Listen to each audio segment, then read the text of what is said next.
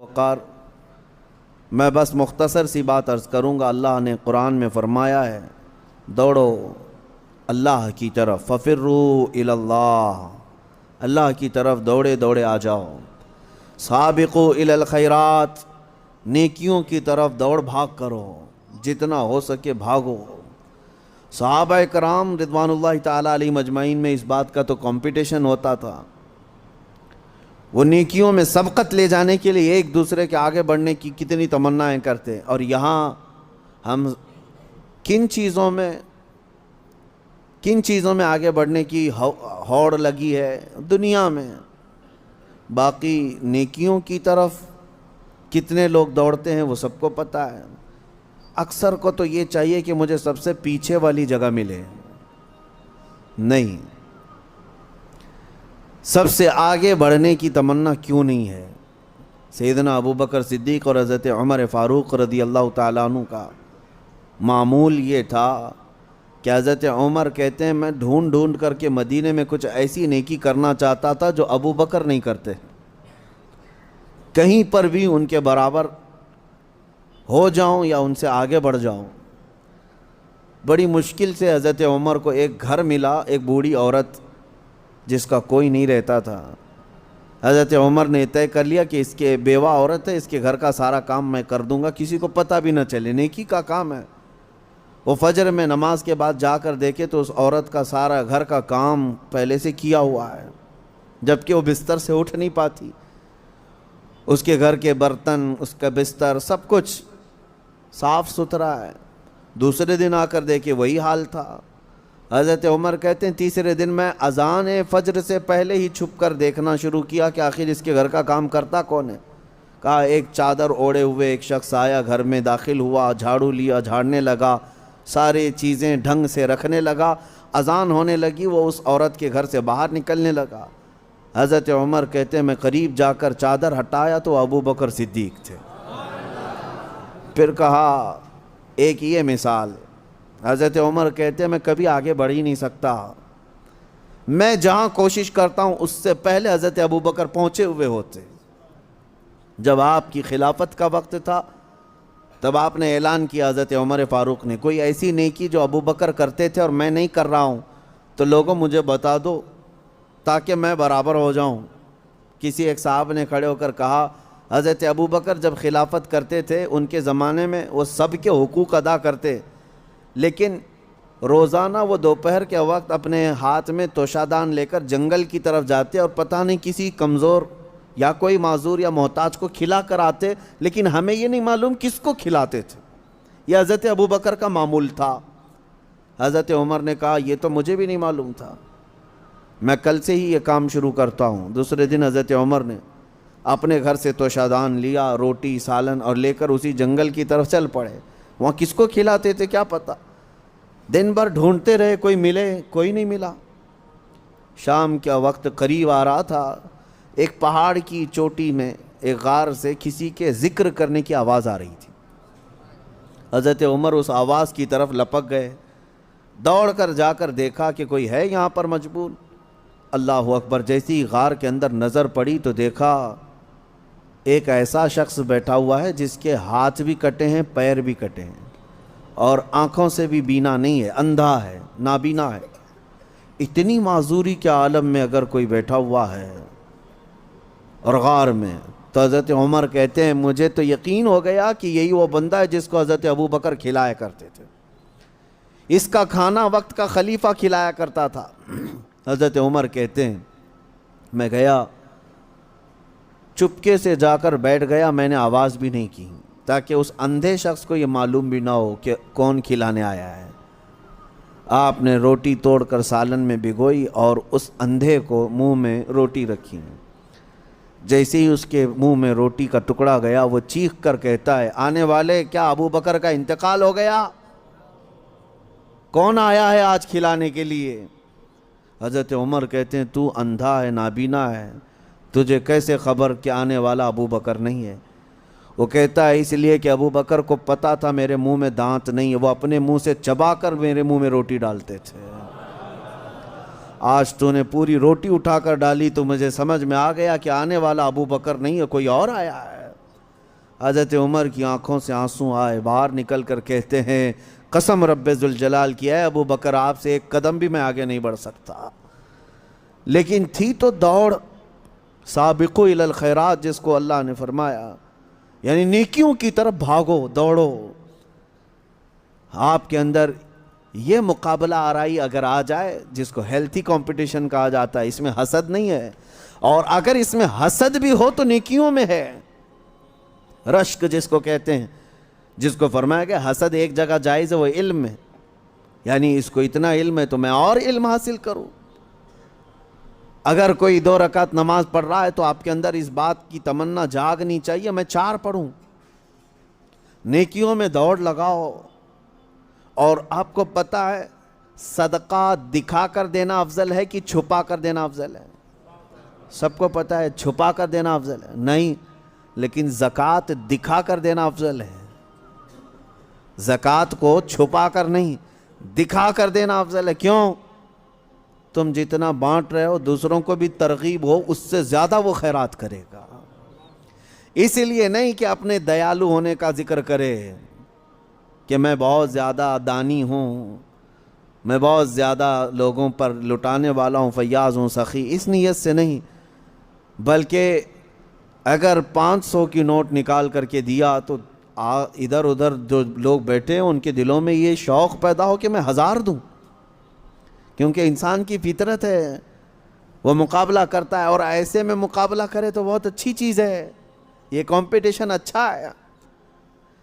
اور میں اسی بات کی ترغیب دیتا ہوں نوجوانوں کو بھی، کہ آپ خود دوسروں کے متعلق بہت ساری چیزیں پوچھتے رہتے ہیں، بہت ساری چیزیں پوچھتے ہیں، کتنا کماتے ہو، نوکری کون سی ہے، کون سی کمپنی ہے، سیلری کتنی، پیکج کتنا، یہ سب سوالات ہیں۔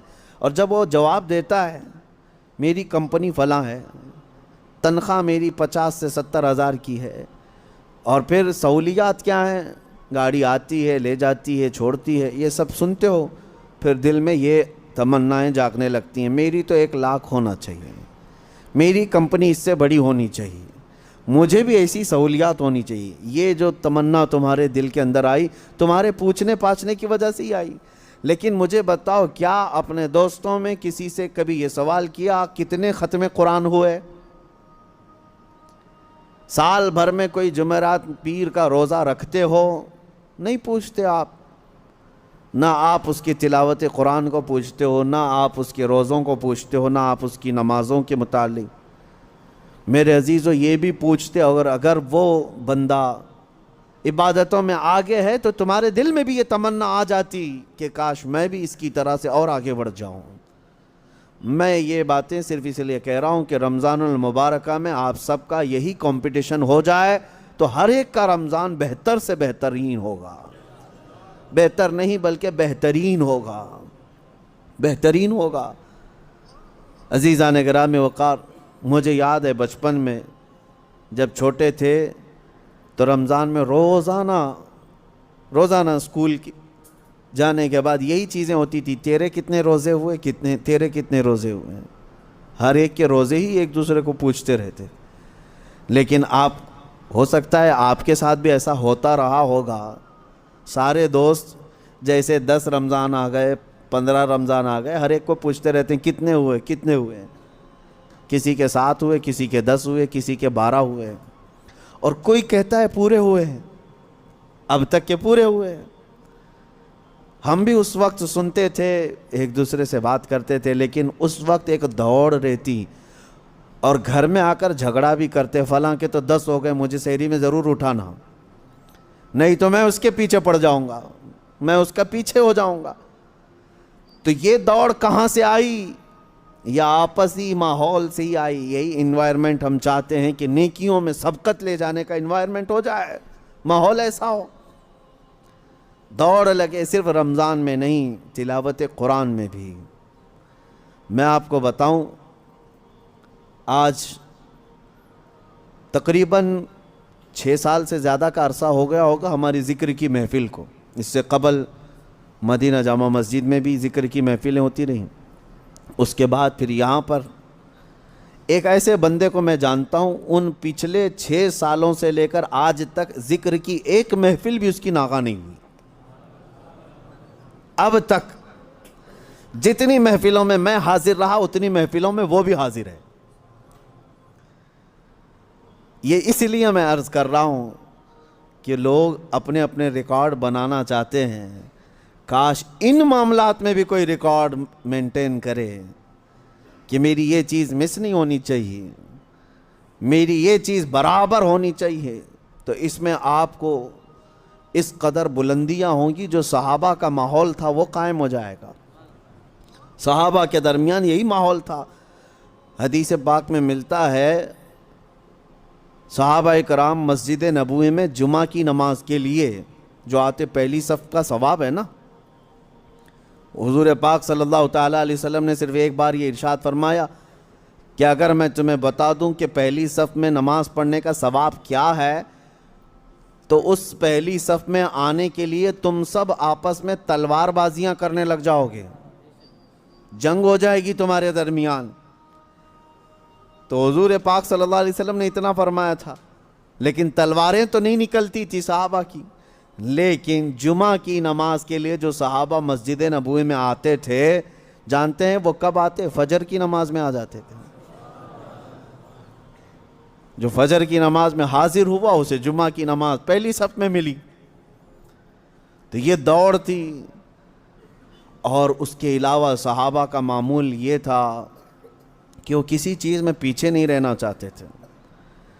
وہ نبی پاک صلی اللہ تعالیٰ علیہ وسلم کی محفلوں کو کاؤنٹ کرتے ہیں، کس نے کتنی محفل اٹینڈ کیا ہے، اس میں اس کی فضیلت بھی تھی۔ حضور پاک صلی اللہ تعالیٰ علیہ وسلم کے ساتھ کتنے سفر کیے، کس نے کتنے جنگوں میں شرکت کی، اسی اعتبار سے ان کے مقامات ہیں۔ کوئی صحابی ہیں جو حضور پاک صلی اللہ تعالیٰ علیہ وسلم کے ساتھ 10 جنگوں میں شریک رہے، کوئی 12 جنگوں میں شریک رہے، اور کچھ صحابہ ایسے ہیں جنہوں نے حضور کی ہر جنگ میں شرکت خود فرمائی۔ جتنے غزوات میں حضور تھے اتنے غزوات میں وہ بھی تھے۔ صحابہ ان کو اتنی قدر کی نگاہ سے دیکھتے اور کہتے ان کے مقام کو تو کوئی پہنچ ہی نہیں سکتا۔ یہ ماحول ہو، ایک دوسرے پر سبقت لے جانا نیکیوں میں، یا بے حیائیوں کا دورہ ہے۔ یہاں پر اکثر نوجوان یہ چاہتے ہیں کہ وہ آدھا بے حیا ہے تو میں پورا بے حیا بن جاؤں۔ نعوذ باللہ۔ دنیاوی اعتبار سے میں کمپٹیشن کرو گے، مقابلہ آرائی کرو گے تو ذلت کی طرف جاؤ گے، بہت زیادہ عمیق غار میں گر جاؤ گے۔ جانتے ہو آج اسی دکھاوے کے چکر میں، ریاکاری کے چکر میں پورا معاشرہ تباہ ہو رہا ہے، پورا معاشرہ برباد ہو رہا ہے۔ لوگوں کو دکھانے کے لیے کتنے کام ہو رہے ہیں آج جاؤ ہماری شادیوں کے محلات دیکھ لو، پارٹیاں دیکھ لو، تمہارے برتھ ڈے کی پارٹیاں دیکھ لو، یہ سب ایک دوسرے کو دیکھ کر اپنی بڑھوتری بیان کرنا اور اپنی بڑائی ظاہر کرنے کا ہی ایک ہی مقصد رہ جاتا ہے۔ سب کا حال یہی ہے، اس میں دوڑ کیوں لگا رہے ہو؟ تم جتنا بھی دوڑو گے دنیا میں کسی سے پیچھے ہی رہو گے، کتنا کر لو گے۔ کسی صاحب نے اپنی بیٹی کی شادی میں 10 لاکھ روپے خرچہ کیے، آپ نے دیکھا اتنا ڈیکوریشن ہے، اتنا فلاں ہے، اسی دن سے آپ کے دل میں یہ تمنا جاگنے لگی میں 15 لاکھ کر کے دکھاتا ہوں۔ تیسرا کھڑا ہوا، وہ کہا کہ میں 20 لاکھ خرچہ کر کے دکھاتا ہوں۔ ان تمام چیزوں میں کیا کمپٹیشن نہیں ہے، بلکہ باپ جو خرچہ کرتے ہیں وہ اپنی جگہ پر، خود نوجوان کو یہ فکر ہے میرا دوست اتنا خرچہ کیا تھا میں اتنا کروں۔ یعنی تم شادی اپنی زندگی کے لیے نہیں، اس کو دکھانے کے لیے کر رہے ہو۔ یہی تو دوڑ ہے، اپنے لیے نہیں کر رہا ہے بندہ۔ بہت ساری چیزیں ایسی ہیں دوسروں کو دکھانا ہے، دوسرے سے مجھے آگے بڑھ کر کے دکھانا ہے، اس سے بہتر مجھے کر کے دکھانا ہے۔ دنیا میں اس سے بہتر کے چکر میں تم لٹ گئے، لیکن بہتر نہیں ہو پایا۔ کبھی آپ نے یہ سوچا کہ میرے اتنے اخراجات ہو گئے، اتنا میں نے لوگوں کو دکھانے کے لیے پتہ نہیں کیا کیا کھانے بنائے اور سب کھائے اور گٹر میں پھینک کر چلے گئے، کوئی ایک بندہ ایسا ہے جو زلزلہ متاثرین اور دیگر فساد متاثرین جن کے گھر بار تک نہیں ہے، ایک بندہ ایسا ہے جو روزانہ 10 فقیروں کو کھانا کھلاتا ہے، کوئی 100 مسکینوں کو کھانا کھلا کر آتا ہے۔ تمنا تو یہ ہونی چاہیے تھی کہ وہ 10 کو کھلا رہا ہے آج، تو میں کیوں 50 کو نہ کھلاؤں۔ یہاں پر اگر تم کھلانے کی بات کرتے تو اللہ کا قرب حاصل کرتے، اللہ کا قرب حاصل کرتے۔ باقی پارٹی شارٹی جو ہے اس میں سوائے اسراف اور فضول خرچی اور بربادی کے کچھ حاصل نہیں ہے، کچھ حاصل نہیں۔ اور کب تک لوگوں کو راضی کرو گے؟ میں نے دیکھا ہے گھنٹے 2 گھنٹے کے لیے تمہاری پارٹی میں آئیں گے، گن کر کے جائیں گے کتنے کھانے بنے ہیں، یہی گننے کے لیے لوگ آتے ہیں۔ ٹھیک ہے 6 قسم کے کھانے تم نے بنائے تھے، وہی تمہارے ہاں جو کھایا ہوا ہے کل کسی اور کے ہاں کھائے گا اور بولے گا ارے بھائی تمہاری تو 6 ہی تھی، میں آج یہاں پر 8 والے کھا کے آیا ہوں۔ تمہاری تو سارے اخراجات، تمہاری ساری فیلنگ تو گئی، ختم ہو گئی۔ جس کو راضی کرنے کے لیے اتنے خرچے کیے تھے، تمہاری استطاعت سے بڑھ کر کے خرچہ کیا تھا، وہ کسی اور جگہ کھا کر کے پھر یہ کہے گا تیرا کم تھا فلاں کا زیادہ تھا، تو تمہیں بے سکونی ایسی ہی رہ جائے گی، وہ بے اطمینانی ویسی رہ جائے گی۔ چھوڑو، اسی لیے کہا ہے شاعر نے چھوڑ فکر دنیا کی، چل مدینے چلتے ہیں۔ اور وہاں دوڑنے کی جتنے لوگ بات کرتے ہیں وہ سبقت لے جاتے ہیں، سبقت لے جاتے ہیں۔ اسی لیے ہم نے دیکھا ہے، میں بلا مبالغہ کہہ رہا ہوں، میں اکثر ان بزرگوں کی تاریخ پڑھتا بھی ہوں اور ان کی کتابیں مجھے بڑی پسند بھی ہیں، یا ان کی صحبت مجھے بہت اچھی لگتی ہے جو کثرت سے میرے آقا صلی اللہ تعالیٰ علیہ وسلم کے کمالات کا ذکر کرتے ہیں۔ دل لگتا ہے ان بزرگوں کے پاس، اس کی وجہ یہی ہے کہ ان کو ہم جتنا پڑھتے ہیں ہمارے اندر سے اتنا ہی عشق رسول بڑھتا چلا جاتا ہے، اتنا ہی بڑھتا چلا جاتا ہے۔ ہو سکتا ہے پہلے ایسی تمنائیں نہیں تھی، لیکن بزرگوں کو پڑھنے کے بعد کچھ اور ہی تمنائیں ہونے لگتی ہیں۔ ظاہر سی بات ہے، پیر مہر علی شاہ رحمۃ اللہ تعالیٰ علیہ، اعلیٰ حضرت امام اہل سنت فاضل بریلوی، یہ مدینے گئے تھے حضور پاک صلی اللہ تعالیٰ علیہ وسلم کی بارگاہ میں۔ ہزاروں نہیں لاکھوں کروڑوں لوگ آتے ہیں، اپنی اپنی تمنائیں مانگتے ہیں، یا رسول اللہ میں فلاں ہو گیا، آپ مجھے یہ عطا کر دیں، وہ عطا کر دیں۔ لیکن ان بزرگوں کے سوال تو یہ تھے کہ یا رسول اللہ کچھ نہیں، بس آپ اپنی قبر انور سے باہر آ کر دیدار کرا دیں۔ تجھ سے تجھی کو مانگ کر مانگ لی ساری کائنات، ان کا فلسفہ یہ تھا، تجھ سے تجھی کو مانگ کر مانگ لی ساری کائنات۔ وہ اپنے ہو گئے تو رحمت پروردگار اپنی۔ اور یہ سوال کیا، اور دونوں بزرگوں کو پہلی مرتبہ، دوسری مرتبہ، تیسری مرتبہ امید تو ان کی پوری نہیں تھی، یعنی وقتی طور پر ان کی مانگی ہوئی چیز تو سامنے نہ ملی، حکمتیں ہیں۔ دوسرے دن اعلیٰ حضرت فاضل بریلوی نے بھی اپنے ماتھے کی آنکھوں سے جلوہ رسول کو دیکھا۔ پیر مہر علی شاہ صاحب مدینے سے رخصتی ہو گئے، یہ کہتے ہوئے کتے مہر علی کتے تیری سنا، گستاخ آنکھیں کتھی جا اڑیاں۔ اے مہر علی کہاں تیرا منہ اور کہاں وہ مقام، تیری آنکھیں کیا اس لائق ہیں کہ تو دیکھنے کی تمنا کر بیٹھا۔ پھر یہی سوچ کر کے نکلے، وادی حمرا پہنچے تھے، مکہ جانے کا راستہ ہے بدر کے قریب، وادی حمرا۔ عصر کی نماز سے فارغ ہوئے تھے، دیوار کے پاس میرے مصطفیٰ کا دیدار ہوا، پرانی دیوار کے پاس کھڑے نبی پاک صلی اللہ تعالیٰ علیہ وسلم اپنے کمالات، اپنے جلووں کے ساتھ تشریف لائے۔ اب میں آپ کو یہ بات عرض کر رہا ہوں، کیوں میں نے یہ ذکر کیا؟ ہم نے اعلیٰ حضرت کو بھی پڑھا، پیر مہر علی شاہ صاحب کو بھی پڑھا، ہم ویسے بھی عمروں پر جاتے رہے، حج پر جاتے رہے، لیکن اب جب جاتے ہیں تو یہی تمنا ہوتی ہے کہ آقا جب انہیں دے سکتے ہیں تو ہمیں کیوں نہیں دے سکتے؟ یا رسول اللہ آپ کے متعلق تو ہمیں اتنا ہی معلوم ہے، ایک میرا ہی رحمت میں دعویٰ نہیں، اور ہمارا حال اگرچہ ان بزرگوں کے برابر کا نہیں ہے، وہ پہنچے ہوئے عاشقان رسول ہیں، کمالات ہیں، ان کی عبادات ہیں، سب کچھ اپنی جگہ پر ہے، لیکن اتنی بات تو پکی ہے رسول گنہگاروں کے بھی تو ہیں، امتی تو ہم بھی ان کے ہیں۔ نبی پاک صلی اللہ تعالیٰ علیہ وسلم کی بارگاہ میں یہ تمنا کرنا اور اس طرح کی التجا کرنا کس نے سکھایا؟ انہی بزرگوں کی تاریخ نے سکھایا۔ اسی لیے میں کہتا ہوں ایسوں کو دیکھو کہ تمہیں نیکیوں کی طرف بڑھنے کا شوق پیدا ہو جائے، ایسوں کو دیکھو